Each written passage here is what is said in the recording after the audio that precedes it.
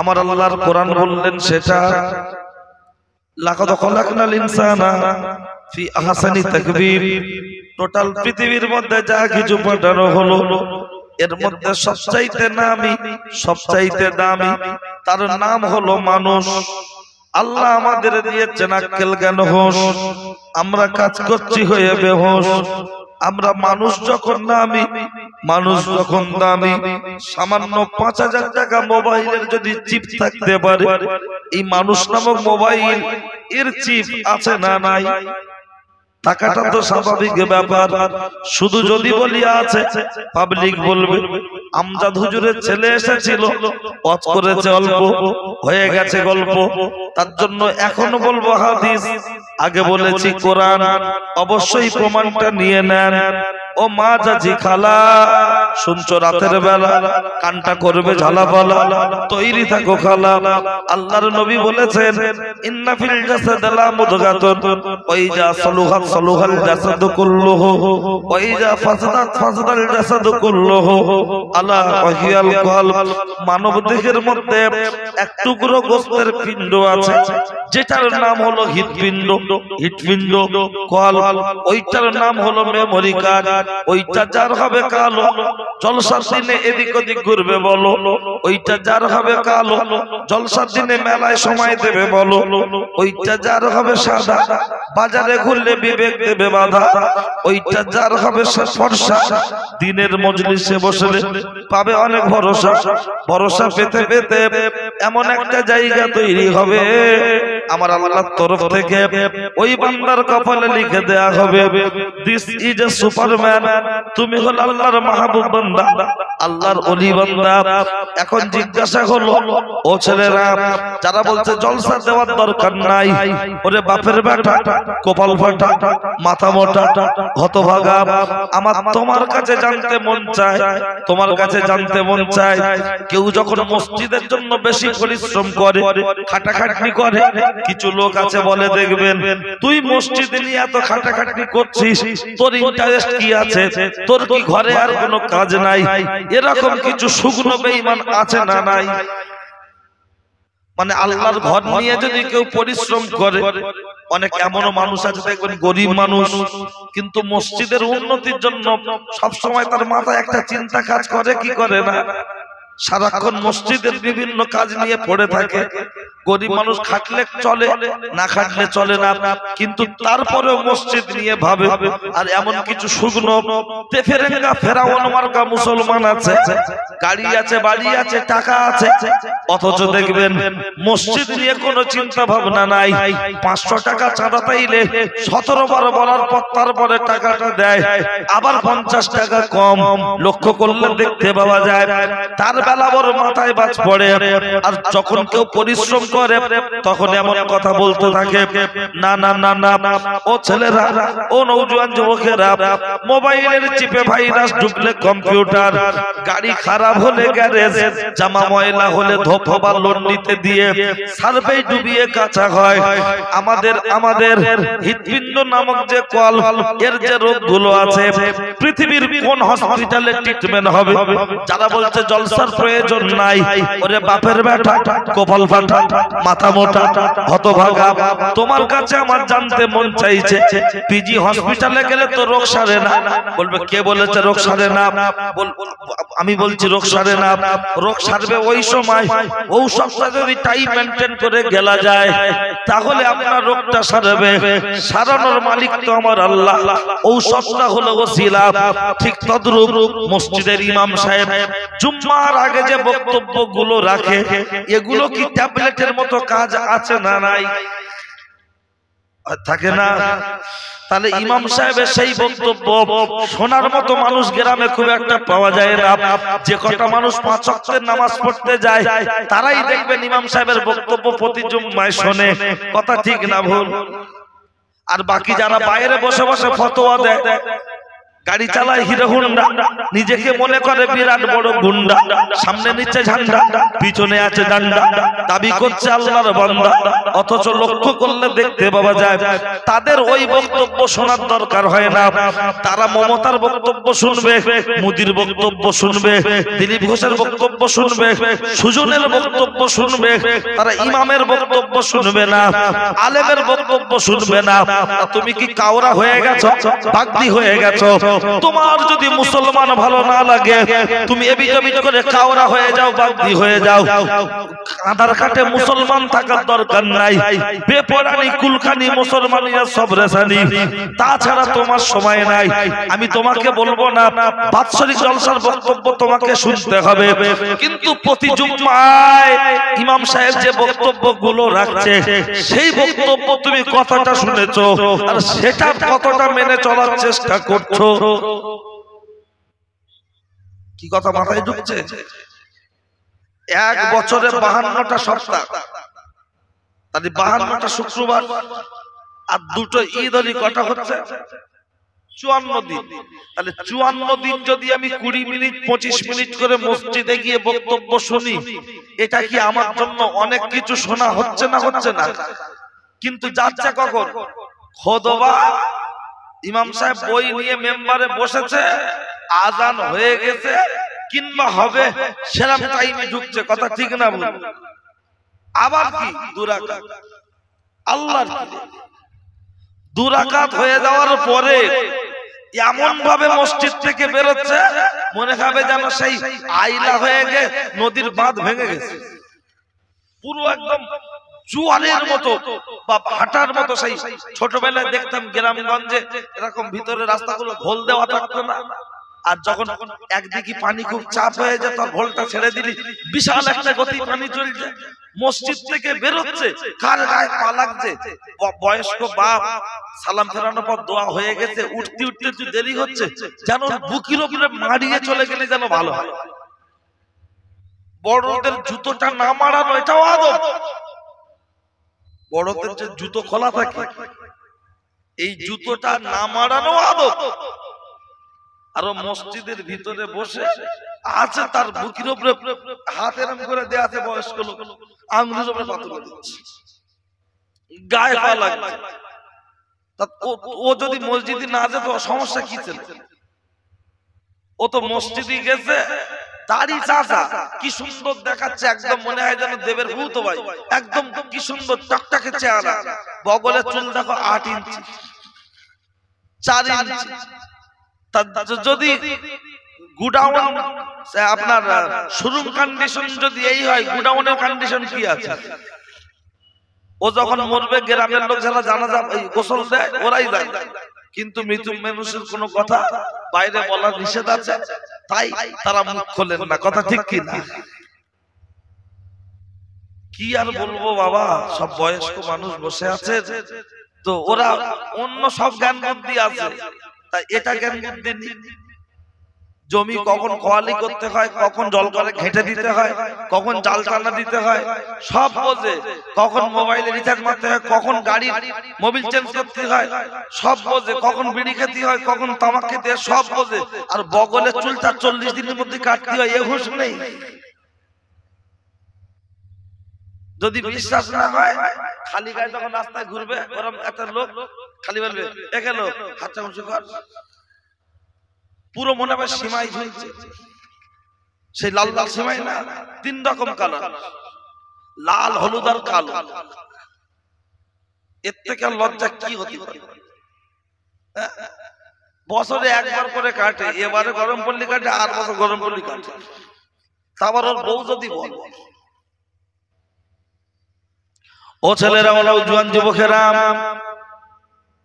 একজন MP MLA মন্ত্রী মিনিস্টারের থেকে একজন ইমামের মূল্য কিন্তু বেশি।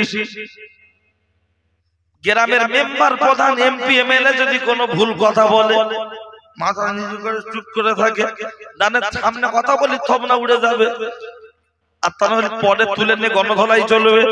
ওই জন্য ভুল বললেও মাথা নত করে থাকে। আর মসজিদের ইমাম সাহেব, মঞ্চের বক্তা, এদের বিরুদ্ধে মোড়ের মাথায় বসে বসে গীবত গিল্লা করে।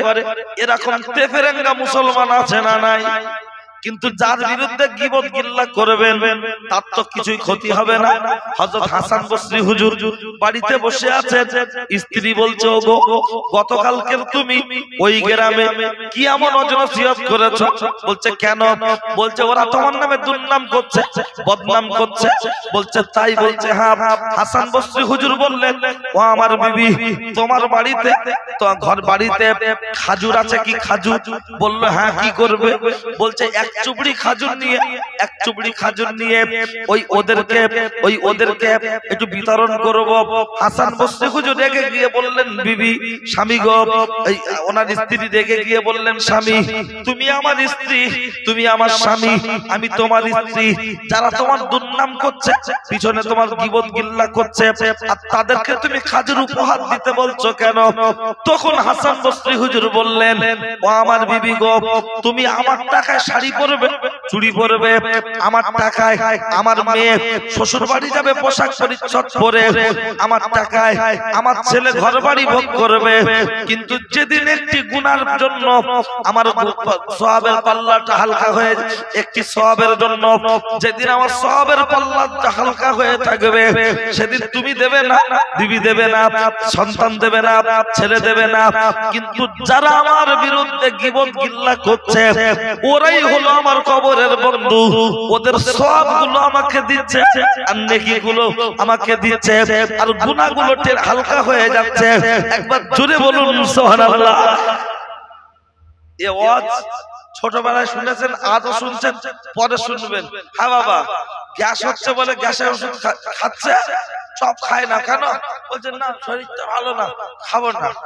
তা বলছে একটা লাভ, বলছে ওরে বাবা না, গ্যাসে বাঁচি না, খেয়ে দরকার নেই বাবা, লোভ করে। গ্যাসের ভয়ে লোভ করে খাচ্ছে না চপ, কবরের ভয়ে, আযাব গজবের ভয়ে, আর নামাজ কালামে যে মজা পাওয়া যাচ্ছে না, এর ভয়ে আমাদের গীবত গিল্লা থেকে দূরে থাকার দরকার আছে না নাই? এমনও মানুষ আছেন এই মজলিসে, এক ওয়াক্ত নামাজ কাজা হলে মনের কাছে খুব কষ্ট হয় না? হয় না? আফসোস হয়, ইস নামাজটা কাজা হয়ে গেল। সে ঘুমিয়ে পড়ে হোক, আর গাড়িতে যাওয়া আসার পথে হোক, বা অত একটা পুকুর ছেঁচেছেন, কাদায় নেমেছিলেন, অথবা বেখিয়ালে হোক, যেভাবে হোক, মনটা এতটাই কষ্ট হয় যেন মনটা খুব খারাপ থাকে। তাহলে সেই যে এই যে টেন্ডেন্সিটা, এমন অনেক নামাজি আছে, তারাও নামাজ পড়ছে, নামাজ ছেড়ে গেছে, হাসতে আর বলছে আমার না আজকের ফজরের নামাজ পড়া মানে কোনো ব্যাপার।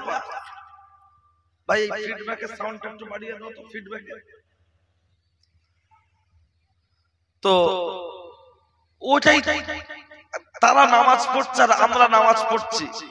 আর যারা সত্যিকারের ইমানদার না, তারা সত্যকে সত্য, মিথ্যাকে মিথ্যা বলতে কখনো পিছু পা হয় না। কথা ঠিক কি না? তাতে নিজের দোষটা ঠিকঠাক প্রমাণ নেবেন একটা।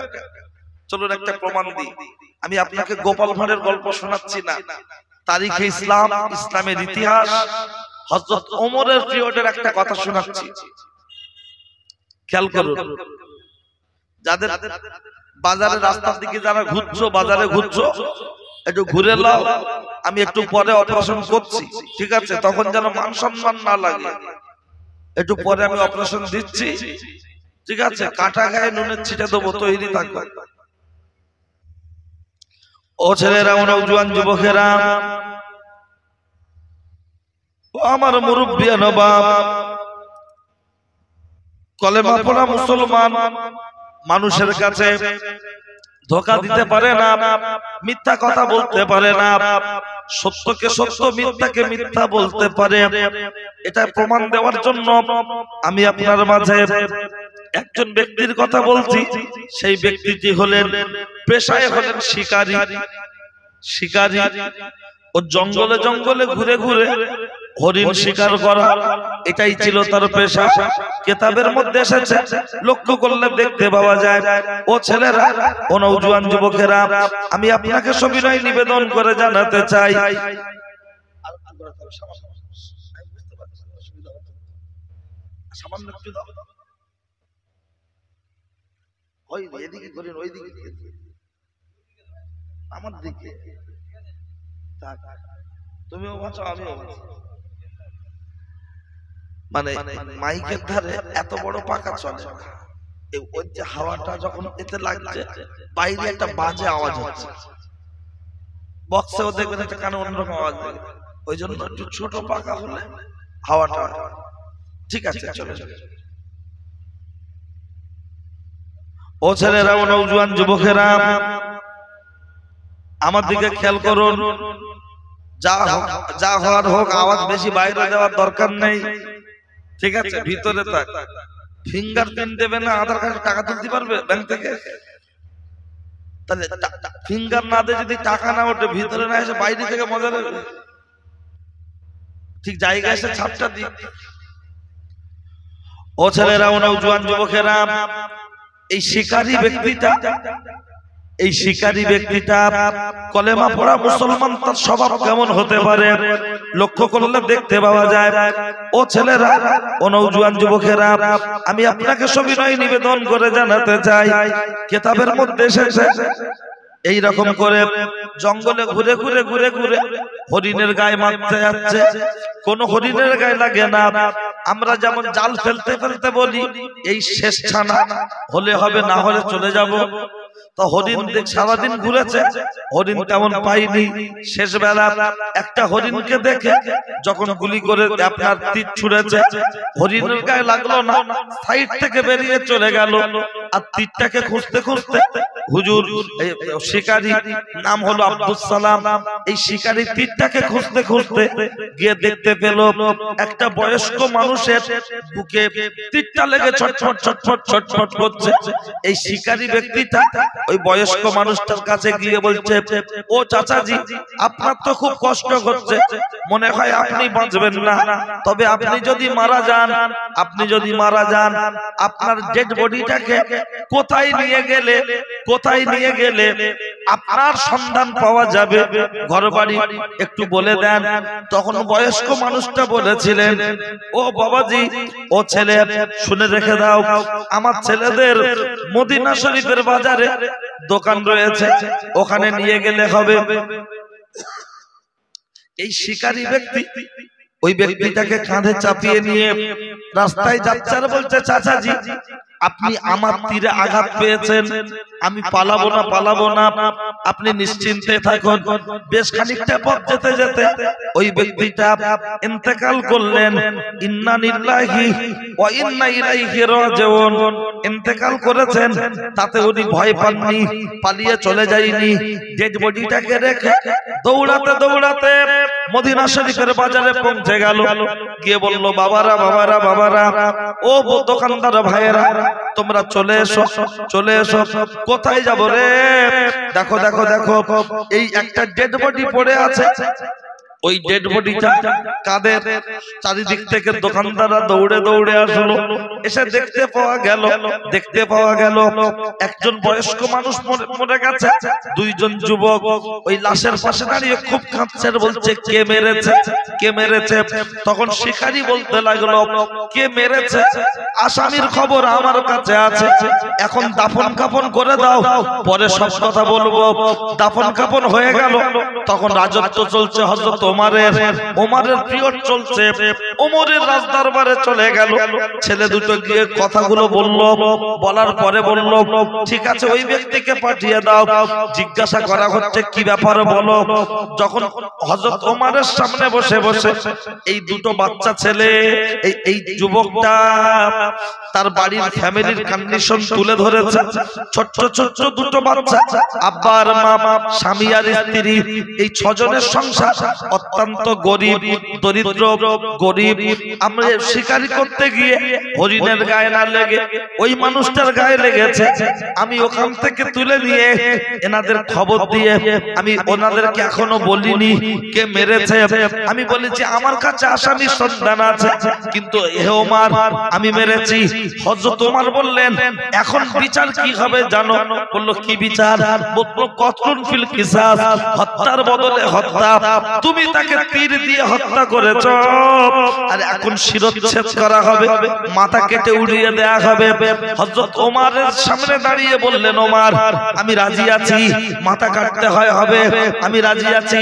হযরত ওমর তখন বললেন, হে যুবক, তুমি যখন মেরেছো কেউ তো দেখেনি, কেউ তো দেখেনি। বলছে না, বলছে তাহলে তুমি তো একটু ঘুরিয়ে বলতে পারো আমি মারিনি, রাস্তায় পড়েছিল খবর দিয়েছি, তাহলে তো তুমি বেঁচে যাও। তখন এই শিকারী কি বলছে জানেন? হে ওমর, আল্লাহকে স্মরণ করে তওবাটি পড়ে নিন। আমি কলেমা পড়েছি, কলেমা পড়া মুসলমান, আমি মিথ্যার কাছে সত্যর কাছে মাথা নত করব না, মিথ্যার আশ্রয় নেব না। কোরআনের বিধান অনুযায়ী যদি আমার গর্দান কাটতে হয়, কোরআনের বিধান অনুযায়ী গর্দান কেটে দেন, আমি সেই কোরআনের সংবিধান মেনে নিতে চাই। একবার জোরে বলুন সুবহানাল্লাহ।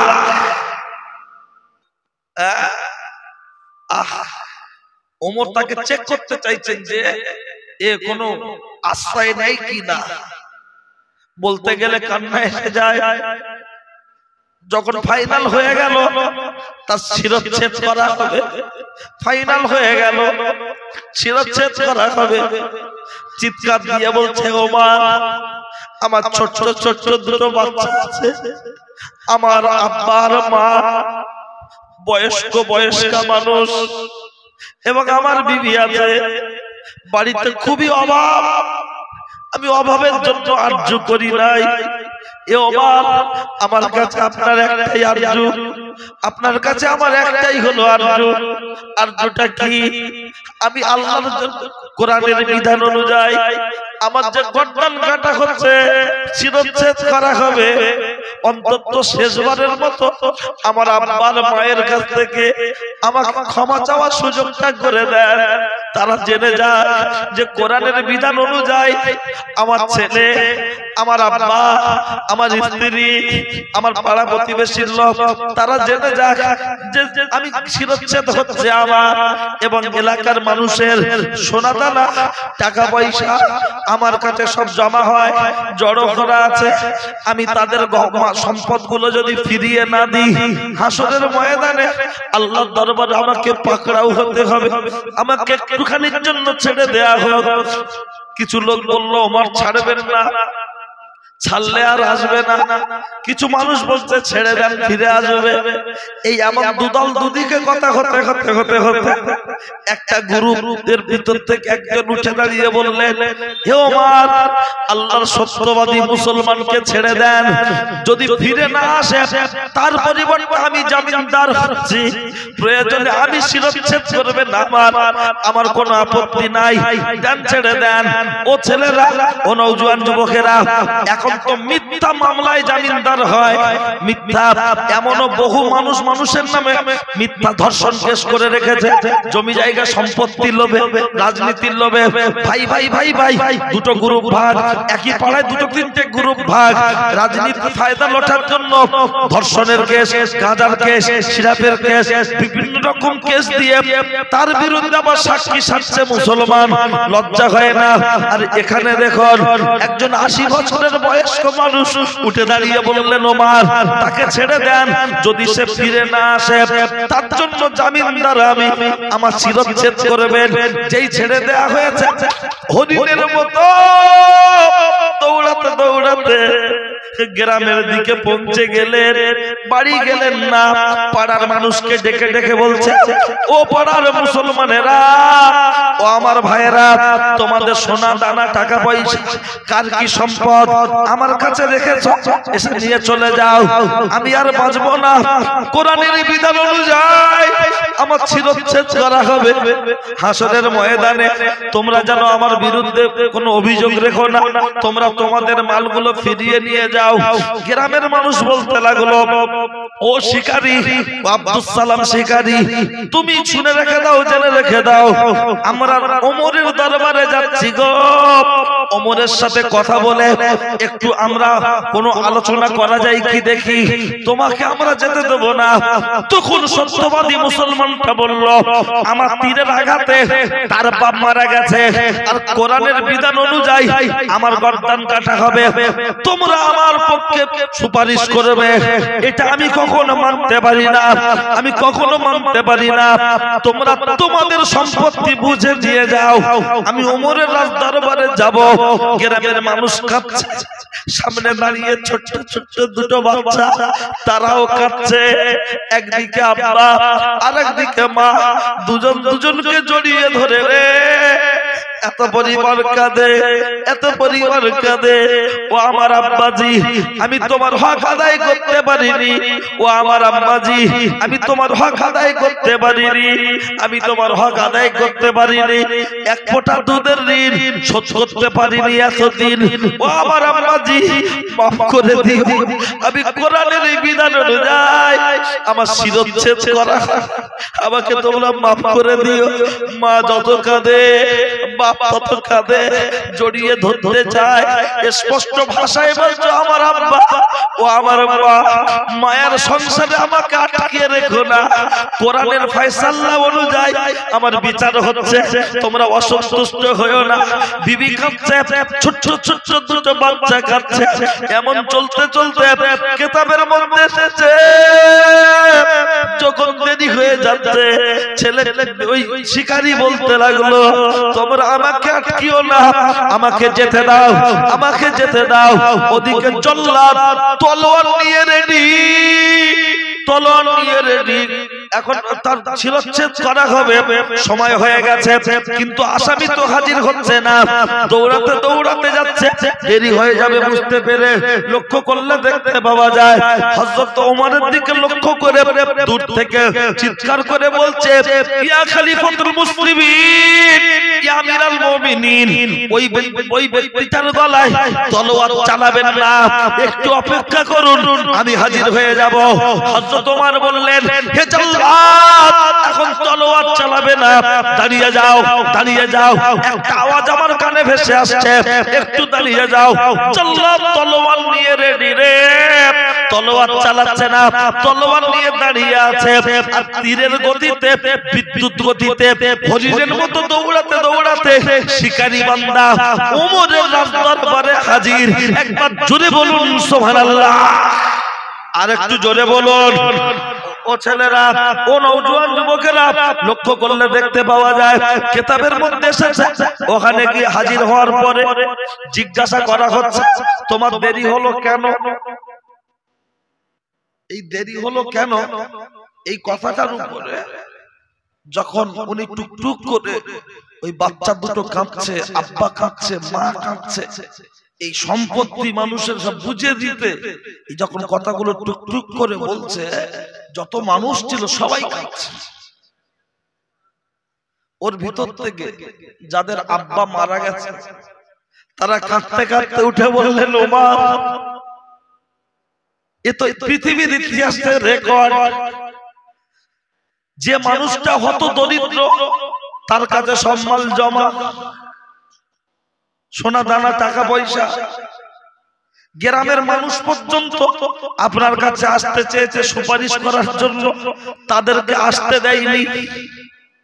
কারণ সে বলছে তার তীরের আঘাতে আমার আব্বা মারা গেছে, সুতরাং আমার তীরের আঘাতে যখন আমার আব্বা মারা গেছে, এই কমিটির ছেলেরা আরেকটা পাখা নিয়ে এসো, এই পাখাটা বন্ধ করে দাও, দুর্নীতি ছোট পাখা নিয়ে এসো। লক্ষ্য করলে দেখতে পাওয়া যায় কিতাবের মধ্যে এসেছে, ওই যাদের বাপ মারা গেছে ওরা ওখানে দাঁড়িয়ে দাঁড়িয়ে ওখান থেকে বলতে লাগলো, ইয়া খলিফাতুল মুসলিমিন, ইয়া আমিরাল মুমিনিন, আপনার কাছে আমাদের আরজু, আমার আব্বার পক্ষ থেকে আল্লাহর সত্যবাদী ইমানদার মুসলমানকে আমরা আমার আব্বার পক্ষ থেকে তাকে ক্ষমা করে দিলাম। একবার জোরে বলুন সুবহানাল্লাহ। বলার উদ্দেশ্যটা কি? আচ্ছা বলুন, ওই ব্যক্তিটা ইচ্ছা করলে তীর লাগার পরে পালিয়ে চলে যেতে পারতেন না? পারতেন না। কাঁধে করে তুলে নিয়েছে, পানি খাওয়াচ্ছে, আর বলছে চাচাজি যদি আপনি মারা যান কোথায় নিয়ে গেলে আপনার বাড়ির লোকেরা সন্ধান পাবে?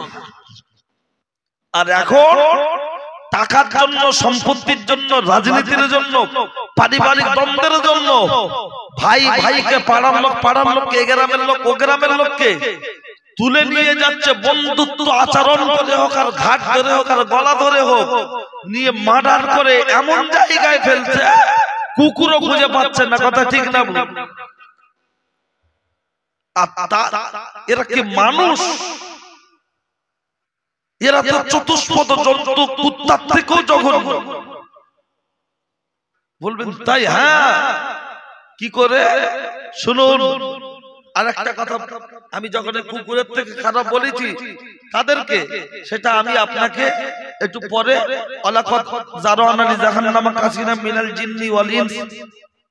কোরআন শরীফের 9 পারা সূরা আরাফ থেকে আমি বললাম, সেখান থেকে আমি আপনাকে একটা উদ্ধৃতি দেব, দিলে আপনি আপনার জীবনে ক্লিয়ার হতে পারবেন ইনশাআল্লাহ। কি আপনাদের অসুবিধা লাগছে নাকি? আপনারা ঠিক আছেন তো? আলহামদুলিল্লাহ। আল্লাহ ভাই ও বাবাজি, আমি আপনার মাঝে যে কথা বলছি,